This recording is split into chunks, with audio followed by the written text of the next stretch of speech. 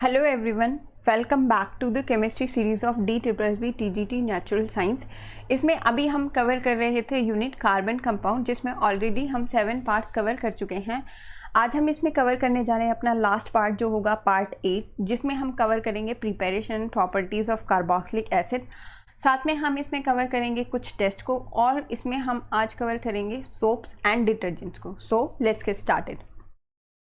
देखो, carboxylic acid वैसे तो बहुत ही ज़्यादा ब्रॉड टॉपिक है और आपको इतना ज़्यादा पढ़ना नहीं है।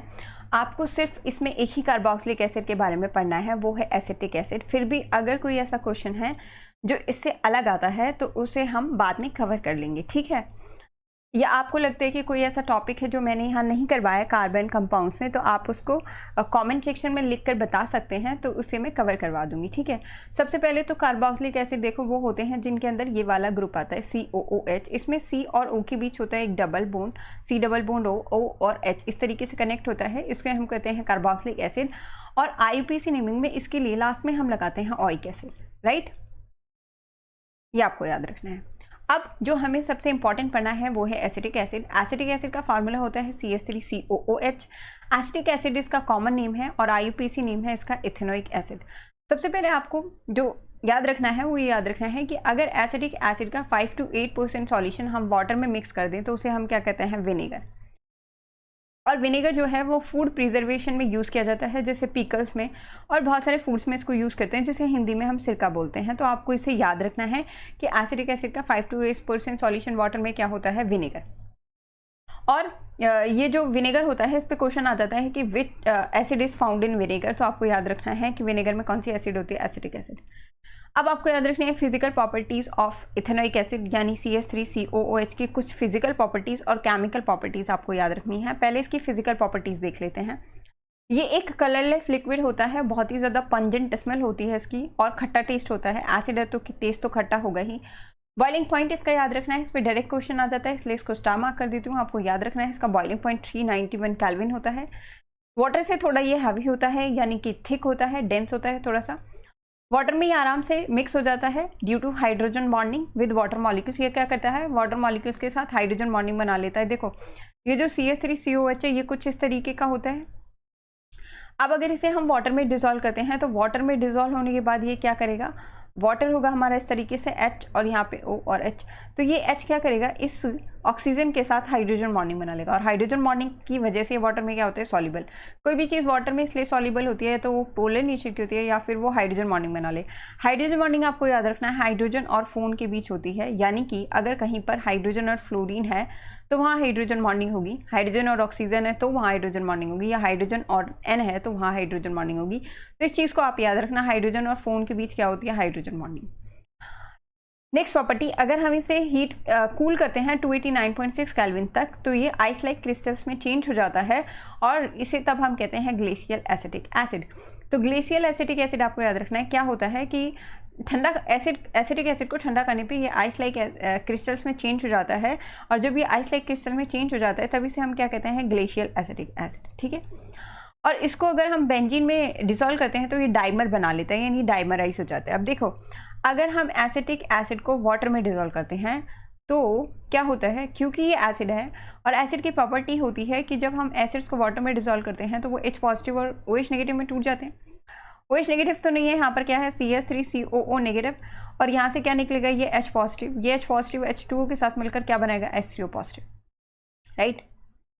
तो ये कैसे नेचर का होगा, एसिडिक नेचर का। वाटर में डिसॉल्व करने पर ऐसा होता है, यानी अगर हम एसिटिक एसिड को वाटर में डिसॉल्व करते हैं तो ये आयनाइज हो जाता है, अलग अलग आयंस में ब्रेकआउट हो जाता है। बट अगर हम इसे बेंजीन में डिसॉल्व करते हैं, बेंजीन इस तरीके का स्ट्रक्चर होता है, एक ऑल्टरनेट पोजिशंस पर होते हैं डबल बॉन्ड, यानी फॉर्मूला अगर लिखूँ तो ये होता है C6H6, राइट। अच्छा, अगर हम इसको बेंजीन में डिसॉल्व करते हैं, किसको, एसिटिक एसिड को, यानी ये होगा एसिटिक एसिड। इसको हम किस में डिसॉल्व कर रहे हैं, बेंजीन में। तो बेंजीन में डिसॉल्व होने पर ये हो जाता है, ये बना लेता है डाइमर। डाइमर का मतलब होता है 2 यूनिट एक साथ आ जाना। मर का मतलब, डाई मतलब 2 और मर का मतलब होता है यूनिट, यानी कि 2 यूनिट एक साथ आ जाएंगी CH3COH की। किस तरह से, देखो यहाँ पर होगा CH3C, ये हो गया डबल बॉन्ड O, और यहाँ क्या हो गया, OH, ठीक है। ऐसे ही मैं इसकी दूसरी यूनिट यहाँ पर ले आती हूँ CH3, और यहाँ मैं लिख रही हूँ C, यहाँ पर हो गया डबल बॉन्ड, यहाँ पर अभी हम सिंगल बॉन्ड वाला लाते हैं, यानी यहाँ पर मैं ले आती हूँ सिंगल बोन OH, और यहाँ पर आएगा इसका डबल बॉन्ड O। तो डबल बॉन्ड O इस हाइड्रोजन के साथ क्या बना लेगा, हाइड्रोजन बॉन्डिंग, और ये वाला O इसके साथ क्या बना लेगा, हाइड्रोजन बॉन्डिंग। हाइड्रोजन बॉन्डिंग की वजह से ऐसे 2 यूनिट आपस में जुड़ जाते हैं, और ऐसे 2 यूनिट्स का आपस में जुड़ जाना उसी को हम क्या बोलते हैं, डाइमर। तो आपको ये याद रखना है, ये बेंजीन के अंदर क्या बना लेता है, डाइमर।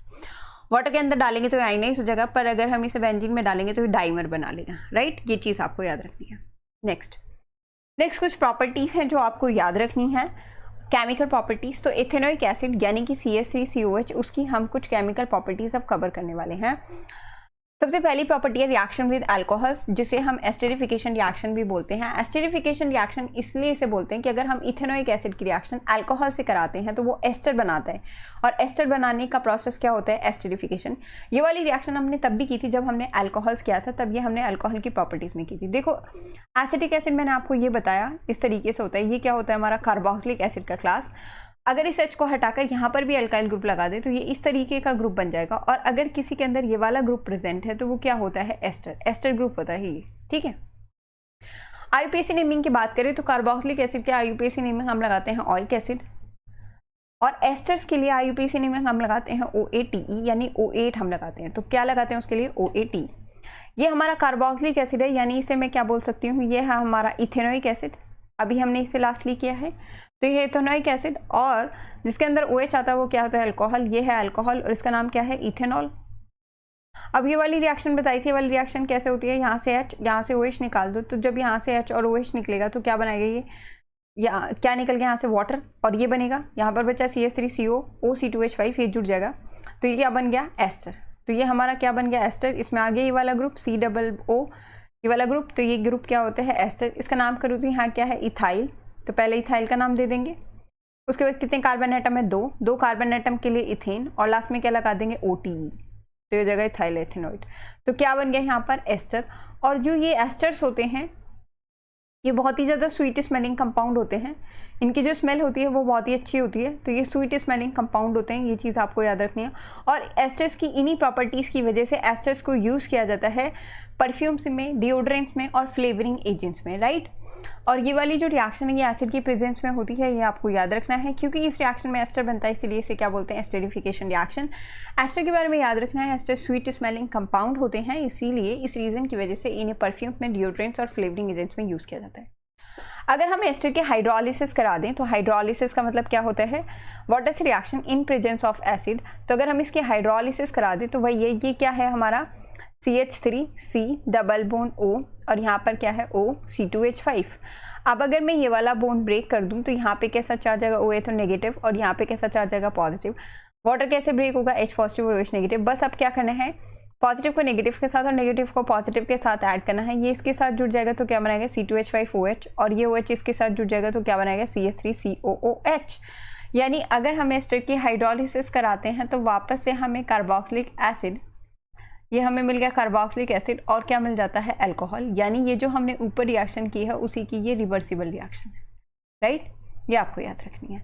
तो ये थी पहली प्रॉपर्टी, समझ आ गई होगी। दिक्कत हो तो कमेंट सेक्शन में पूछ सकते हैं।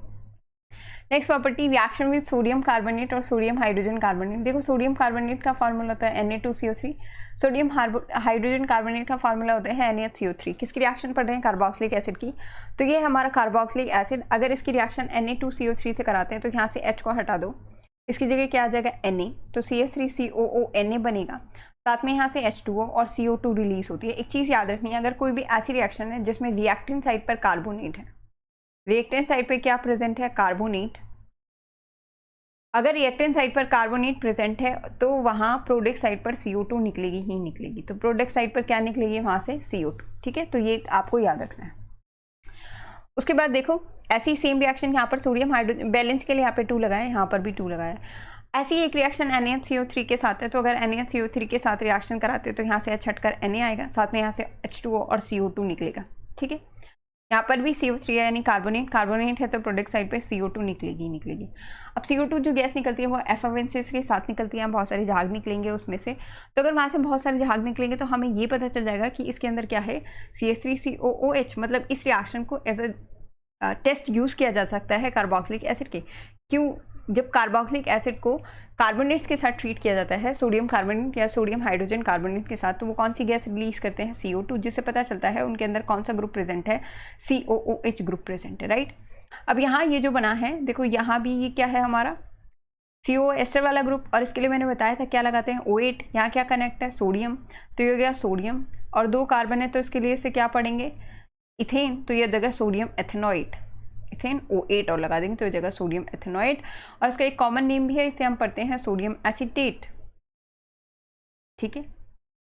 तो यही 2 रिएक्शन आपको याद रखनी है। एक और रिएक्शन मैं थोड़ी सी बता दूं, देखो जो हमने लास्टली पढ़ा था एस्टर, वो कुछ इस तरीके से था, और अगर हम एस्टर की रिएक्शन NaOH से कराते हैं, तो अगर हम एस्टर की रिएक्शन किससे कराते हैं, NaOH से, तो ये बना लेता है CH3 COONA, साथ में यहाँ से क्या निकलता है, C2H5OH, ठीक है, इस तरीके से निकलता है C2H5OH, और क्या बनाएगा यहाँ से CH3COONA। अब ये जो CH3COONA होता है, यानी एस्टर की रिएक्शन अगर सोडियम हाइड्रोक्साइड से कराई जाए तो इस तरीके का एक कंपाउंड देते हैं, जिससे इस रिएक्शन को हम सपोनिफिकेशन रिएक्शन भी बोलते हैं, क्योंकि ये सोप बनाने के लिए यूज़ होती है। बस वहाँ पर क्या होता है, ये वाली जो चेन होती है इसको थोड़ा लॉन्ग लेते हैं, वो अभी मैन्युफैक्चर ऑफ सोप में मैं आपको करवा दूंगी। तो ये वाली चेन बहुत ज़्यादा लॉन्ग होती है, तो एक लॉन्ग चेन बन जाएगी जिसके कारण यहाँ पर सोप फॉर्म होगा। तो ये याद रखना, अगर एस्टर की रिएक्शन किससे कराते हैं, सोडियम हाइड्रोक्साइड से, तो अगर हम एस्टर की रिएक्शन सोडियम हाइड्रोक्साइड से कराते हैं तो क्या बना लेता है, सोप, और रिएक्शन को क्या बोलते हैं, सपोनिफिकेशन रिएक्शन, राइट। तो ये कुछ रिएक्शंस थी जो आपको इथेनोइक एसिड की याद रखनी है। कार्बोक्सिलिक एसिड के लिए इतना ही कर लेना बहुत है, क्योंकि वैसे वरना बहुत ज़्यादा डिटेल में हो जाएगा, इतना डिटेल में करना नहीं है। फिर भी हम PYQs देख लेंगे, अगर कोई एक्स्ट्रा क्वेश्चन या कोई एक्स्ट्रा टॉपिक होगा तो उसे मैं अलग से कवर करवा दूँगी, राइट। नेक्स्ट हमें कुछ टेस्ट देखने हैं, तो इसमें 2 टेस्ट बहुत ज़्यादा इंपॉर्टेंट है। पहला टेस्ट है लुकास टेस्ट और दूसरा है आइडोफॉर्म टेस्ट। पहले लुकास टेस्ट देख लेते हैं। देखो लुकास टेस्ट होता है अल्कोहल्स का डिटेक्शन टेस्ट, यानी अगर आपको ये चेक करना है कोई प्राइमरी अल्कोहल है या सेकेंडरी अल्कोहल है या टर्शियरी अल्कोहल है, तो उसके लिए हम कौन सा टेस्ट यूज़ करते हैं, लुकास टेस्ट। पहले तो आपको ये पता होना चाहिए प्राइमरी, सेकेंडरी और टर्शियरी अल्कोहल क्या होते हैं। देखो यहाँ पर अगर एक कार्बन है और ये अपने अलावा एक और कार्बन से अटैच है और इससे OH कनेक्ट है, तो इसे हम क्या बोलते हैं, प्राइमरी अल्कोहल। पर यही कार्बन जिससे OH अटैच है, अगर ये अपने अलावा 2 और कार्बन से अटैच होती है, तब इसे क्या बोलते हैं, सेकेंडरी। और अगर यही कार्बन जिससे OH कनेक्ट है वो अपने अलावा 3 कार्बन से और अटैच होता है, तो उस वक्त इसे क्या बोलते हैं, टर्श। तो अगर हमें ये पता करना है कि कोई अल्कोहल प्राइमरी, सेकेंडरी या टर्शरी है, तो उसके लिए हम कौन सा टेस्ट करते हैं, लुकास टेस्ट, जिसमें आपको सबसे पहले पता होना चाहिए लुकास रिएजेंट क्या होता है। तो लुकास रिएजेंट होता है कॉन्सेंट्रेटेड HCl और अनहाइड्रेट ZnCl2 का मिक्सचर। इस मिक्सचर को हम क्या बोलते हैं, लुकास रिएजेंट। अब अगर आपको ये डिटेक्ट करना है कि ये प्राइमरी अल्कोहल है या सेकेंडरी या टर्शरी, तो तीनों के अंदर हम लुकास रिएजेंट डाल देंगे। तो यहाँ पे मैंने एक जनरल कंसीडर कर लिया प्राइमरी अल्कोहल, ये है मान लो सेकेंडरी अल्कोहल, और ये क्या है हमारा टर्शरी अल्कोहल। तीनों के अंदर हम लुकास रिएजेंट डालेंगे, HCl और अनहाइड्रेट ZnCl2। यहाँ भी HCl और अनहाइड्रेट ZnCl2, और यहाँ भी क्या डालेंगे, HCl अनहाइड्रेट ZnCl2। तीनों के अंदर डाल दिया तो क्या होगा, ये जो OH है ये Cl से रिप्लेस हो जाता है। ये रिएक्शन भी याद रखना। तो यहाँ से देखो ये वाला H और OH मिलकर H2O यहाँ से निकाल देते हैं, और OH की जगह क्या आ जाता है, Cl। यहाँ भी आ गया, यहाँ भी आ गया, यहाँ भी आ जाता है, बट मैं बताती हूँ तीनों में डिफरेंस क्या है। अब इसमें क्या है, इसके साथ साथ आपको दिखाई देगी टर्बिडिटी, यानी वो जो सॉल्यूशन थोड़ा गाढ़ा हो जाएगा।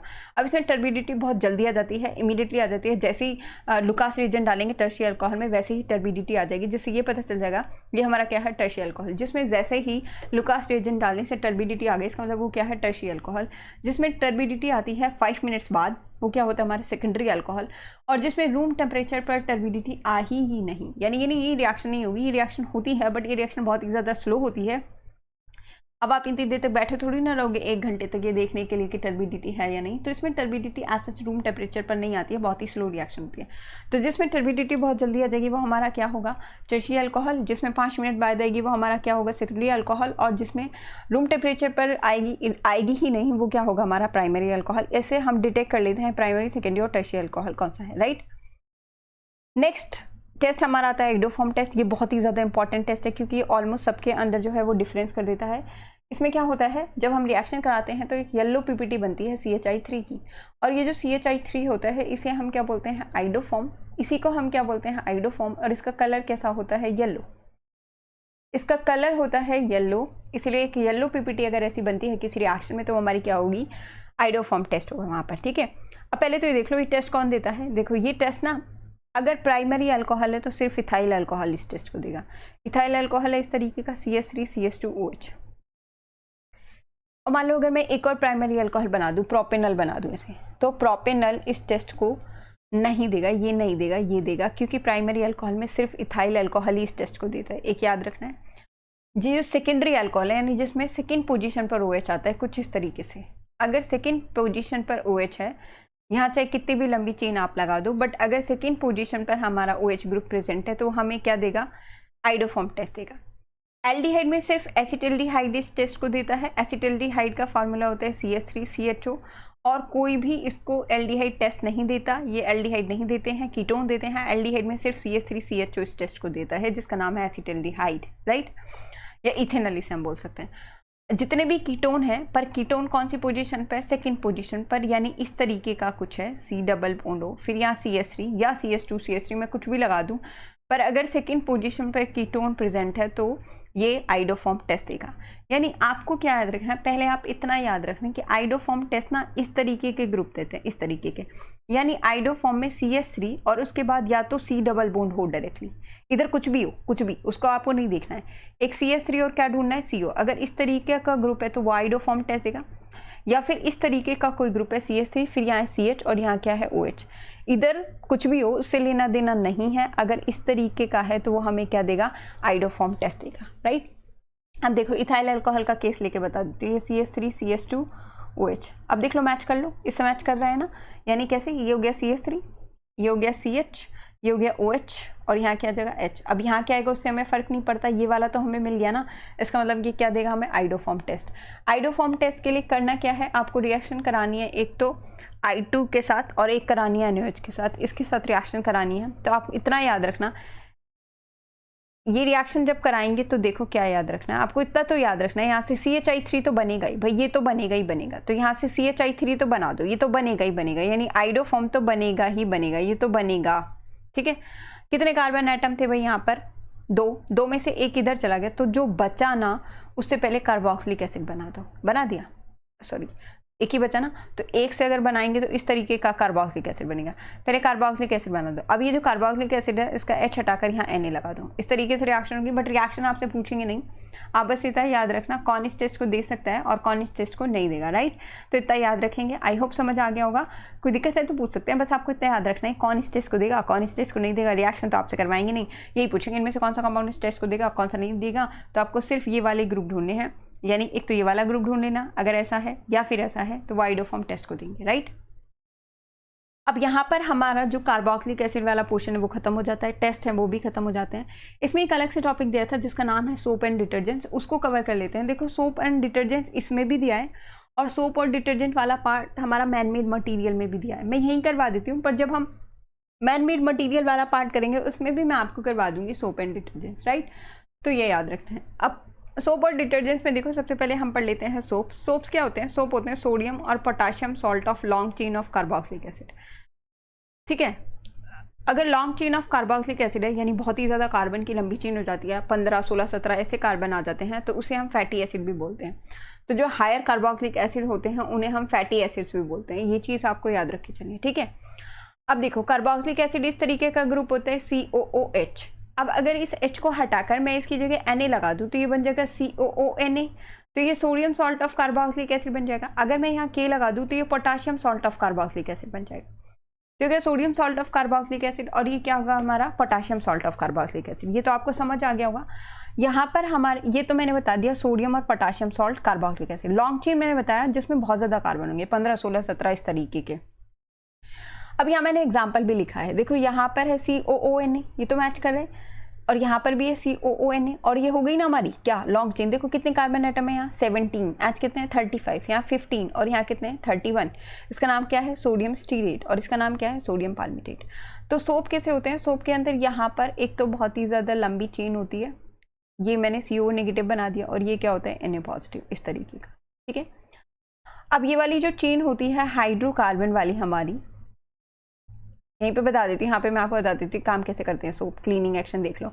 ये क्या होती है हाइड्रोकार्बन वाली जो चेन होती है वो होती है हमारी हाइड्रोफोबिक, और ये वाली जो चेन होती है इधर नेगेटिव और पॉजिटिव वाली, तो ये वाला क्या होता है हमारा हाइड्रोफिलिक। अब देखो हाइड्रोफिलिक और हाइड्रोफोबिक क्या होता है। हाइड्रो का मतलब क्या होता है वाटर, और फिलिक का मतलब होता है अट्रैक्शन या लव।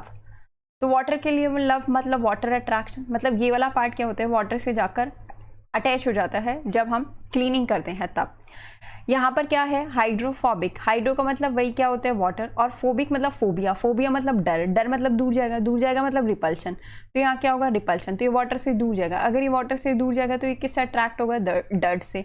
तो ये वाला पार्ट क्या होता है डर्ट सॉल्युबल, और ये वाला पार्ट क्या होता है हमारा वाटर सॉल्युबल, क्योंकि ये वाटर से अट्रैक्ट है। अब क्या होता है जब हम कपड़े धुलते हैं तो अगर कपड़े पर कोई ऑयल या डर्ट है, मान लो ये है डर्ट हमारा, तो ये इस तरीके से अटैच होता है, ये वाला पार्ट डर्ट के साथ होगा, इधर हमारा ये वाला पार्ट होगा चेन वाला। क्यों, क्योंकि ये वाला जो पार्ट होता है यही तो डर्ट से अटैच होगा ना, ये वाला पार्ट डर्ट से अटैच होगा क्योंकि ये डर्ट सॉल्युबल है, इस तरीके से अटैच होगा। यहाँ पर ये हमारा चेन वाला पार्ट अटैच होगा, है ना, समझ गए। अब इस तरीके से डर्ट के चारों तरफ बना लेते हैं, और ये जो बनता है ना ये वाला स्ट्रक्चर, इसको हम क्या बोलते हैं मिसिल्स। अब ये मिसिल्स क्या होते हैं, जब हम कपड़े धुलते हैं और उसको बहुत ज़्यादा तरीके से रब करते हैं, या वॉशिंग मशीन में जब वो बहुत स्पीड से रोटेट करते हैं तो मिसिल्स क्या होते हैं कपड़े से हट जाते हैं, इस तरीके से कपड़े क्लीन हो जाते हैं, राइट। तो ये आपको थोड़ा सा याद रखना है, यहाँ मैंने बता भी दिया कौन सा पार्ट हाइड्रोफोबिक होता है, कौन सा हाइड्रोफिलिक होता है, और किसी से क्लीनिंग एक्शन कैसे काम करता है। तो ये थोड़ा सा याद रखना था आपको, ठीक है। अब देखो आगे नेक्स्ट है मैन्युफैक्चर ऑफ सोप। ये बनते कैसे हैं, फैट ऑयल, यानी अगर हम एस्टर की रिएक्शन किसे करा दें NaOH से, वो मैंने बताया था। अगर NaOH से रिएक्शन कराते हैं एस्टर की तो वो क्या बना लेता है सोप, और साथ में हमें एक बाई प्रोडक्ट मिलता है क्या ग्लिसरॉल। सोप बनाने की जो ये रिएक्शन है उसे हम कौन सी रिएक्शन बोलते हैं सपोनिफिकेशन रिएक्शन, क्योंकि इस रिएक्शन से हमारा क्या बनता है सोप। अब रिएक्शन तो आपसे पूछेंगे नहीं, बट फिर भी मैंने यहाँ पर एक रिएक्शन लिखी है, यहाँ ट्राइस्टेरीन लिया है इस तरीके का, देखो ये एस्टर है, यहाँ पर OCO यानी यही वाला ग्रुप है, इसके साथ रिएक्शन करवाई है NaOH की। तो क्या होगा यहाँ से क्या करना है आपको, यहाँ पर आ गया हमारा C70, क्या करना है ये वाला पार्ट हटा दो, ये वाला हटाया सब में से, उसकी जगह क्या लगा Na, 3 है तो 3 Na लगा दिया। अब ये CH2 CH2, तो Na तो इधर चला गया, क्या बचा OH, इसके साथ क्या जगह OH, और क्या बनेगा हमें ग्लिसरॉल, यानी ग्लिसरॉल हमें एज अ बाई प्रोडक्ट मिलता है, और ये हमारा क्या बन गया सोप।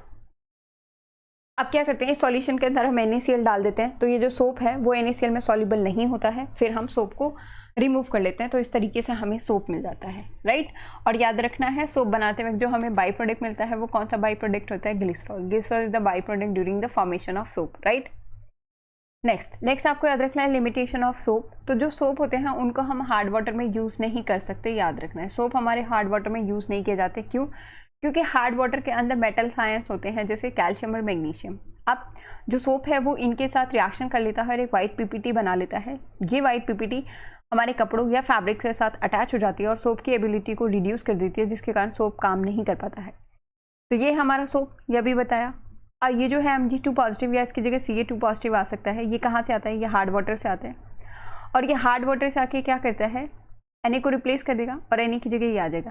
तो Na की जगह क्या आ गया Mg। मैंने यहाँ ट्वाइस इसलिए लगाया क्योंकि मैग्नीशियम की वैलेंसी 2 होती है, तो इस तरीके का बनेगा। ये क्या बन गई इसकी वाइट PPT। अब ये कपड़ों से अटैच हो जाएगी।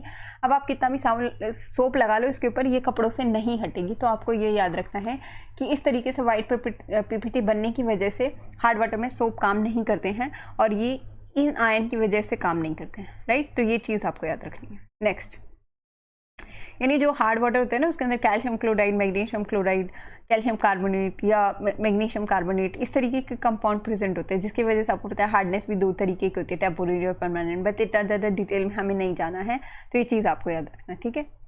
नेक्स्ट हमारे आते हैं डिटर्जेंट। डिटर्जेंट्स को हम सोपलेस सोप से बोलते हैं। सोपलेस सोप इसलिए बोलते हैं क्योंकि इनका जो क्लीनिंग एक्शन होता है ना वो तो सोप जैसा होता है, पर ये सोप की तरह सोडियम सॉल्ट और फैटी एसिड नहीं होते हैं। ये क्या होते हैं, ये होते हैं sodium salt of long chain of benzene sulphonic acid. अब बेंजीन सल्फोनिक एसिड पहले तो बता दूं, देखो बेंजीन सल्फोनिक एसिड इस तरीके से होते हैं, SO3H ये होते हैं। अब अगर सॉल्ट है तो ये H को हटा कर क्या आ जाएगा यहाँ पर सोडियम। लॉन्ग चेन है तो एक लंबी चेन यहाँ लगी होगी, जैसा मैंने यहाँ लिखा है, इसका नाम भी लिखा है सोडियम पैराडोडेकाइल बेंजीन सल्फोनेट इसका नाम है। या फिर जो हमारे सोप्स होते हैं वो sodium salt of long chain of alkyl hydrogen sulphonate होते हैं, सल्फेट होते हैं। तो यहाँ पे लिखा भी है इस तरीके का हो गया, ये सोडियम सटाइल सल्फेट होगा। तो ये क्या होते हैं हमारे डिटर्जेंट। डिटर्जेंट बस इतना याद रखना जो सोप हैं वो कार्बोक्सिलिक एसिड के सॉल्ट होते हैं, जबकि जो हमारे डिटर्जेंट्स हैं वो सल्फोनिक एसिड के सॉल्ट होते हैं। ये चीज़ आपको याद रखनी है, दोनों में डिफरेंस। एक आपको थोड़ी सी क्लासिफिकेशन ऑफ डिटर्जेंट्स याद रखनी है। डिटर्जेंट्स होते हैं 3 तरीके के। पहला होता है हमारा एनायनिक डिटर्जेंट। अब एनायनिक डिटर्जेंट में देखो नाम से ही पता चल रहा है ना, एनायनिक यानी नेगेटिव पार्ट बड़ा होगा, तो इसमें एनायनिक हाइड्रोफिलिक ग्रुप होता है जो क्लीनिंग एक्शन में इन्वॉल्व होता है, मतलब नेगेटिव पार्ट बड़ा होगा। देखो ये पूरा नेगेटिव पार्ट है और छोटा सा पार्ट क्या है, Na पॉजिटिव। तो हमारा कैसा डिटर्जेंट है, एनायनिक। और जो केटायनिक होते हैं ना, उसमें देखो केटायनिक का याद रखना, एनायनिक में नेगेटिव चार्ज होगा बड़ा वाला और SO3 होगा, SO3 ये ढूंढ लेना। और केटायनिक में ना आपको मिलेगा N के ऊपर पॉजिटिव चार्ज। नाइट्रोजन अगर आ गया और उसके ऊपर पॉजिटिव चार्ज दिया गया तो वो हमारा क्या होगा, केटायनिक डिटर्जेंट। ठीक है, यहाँ पर दिया मैंने, तो यहाँ पर ये केटायनिक वाला पार्ट बड़ा भी है हमारा, तो ये हमारा कैसा डिटर्जेंट है, केटायनिक डिटर्जेंट है, राइट।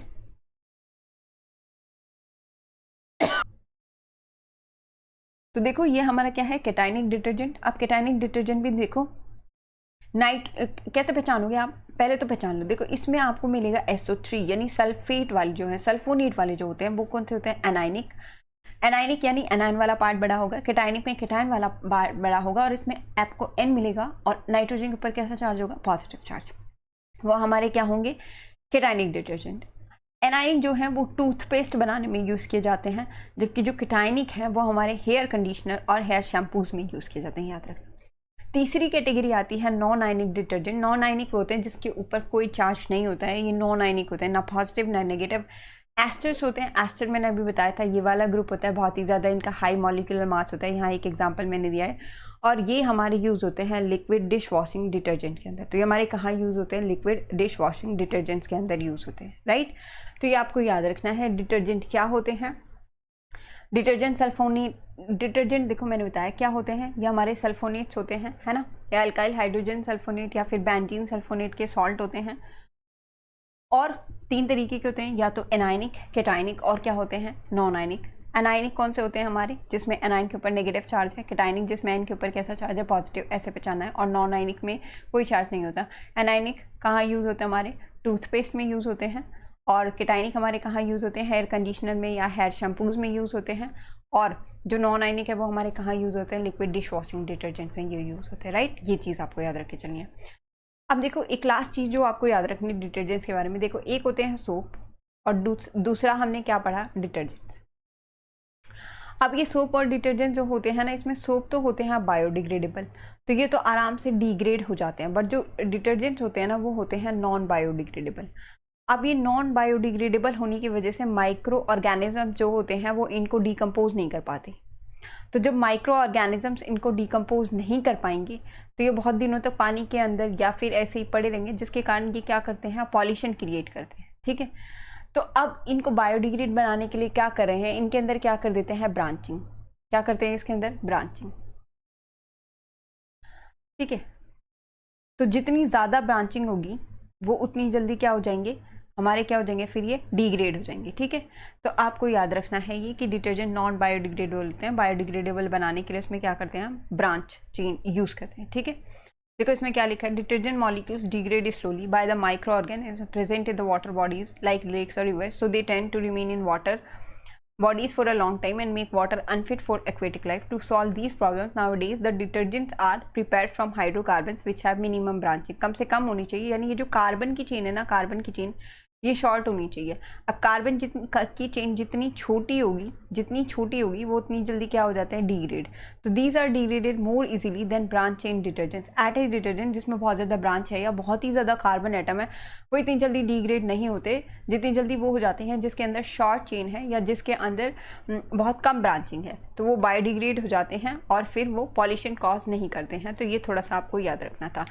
तो ये थी हमारी यूनिट कार्बन इन कंपाउंड, जिसको मैंने कंप्लीट करवा दिया है। ये सबसे बड़ी यूनिट थी जिसे हमने कवर कर लिया है। अगर आपको ऐसा लगता है कि कोई ऐसा टॉपिक है जो मैंने कवर नहीं करवाया, रह गया है, तो आप वो मुझे कमेंट सेक्शन में बता सकते हैं, उसे मैं अलग से कवर करवा दूँगी, राइट। अब हम इसके PYQs करे थे वो भी करेंगे और इसमें हमारी जो यूनिट बच गई हैं अब हम उसको करेंगे। देखते हैं हम नेक्स्ट यूनिट कौन सी कवर करते हैं, और या तो हम periodic classification of element cover करेंगे या फिर हम कवर करेंगे स्ट्रक्चर ऑफ एटम को, राइट। तो आई होप आपको ये वाली जो यूनिट है ये पसंद आई होगी। ऑलरेडी इसमें 7 पार्ट कवर कर लिए थे, तो आप उसको जाकर प्लेलिस्ट में देख सकते हैं। आई होप आपको वीडियो पसंद आया होगा। अगर आपको कोई भी डाउट है तो आप उससे मुझे कमेंट सेक्शन में पूछ सकते हैं। प्लीज़ मेरे चैनल को लाइक करें, शेयर करें एंड सब्सक्राइब करें। Thank you so much for watching.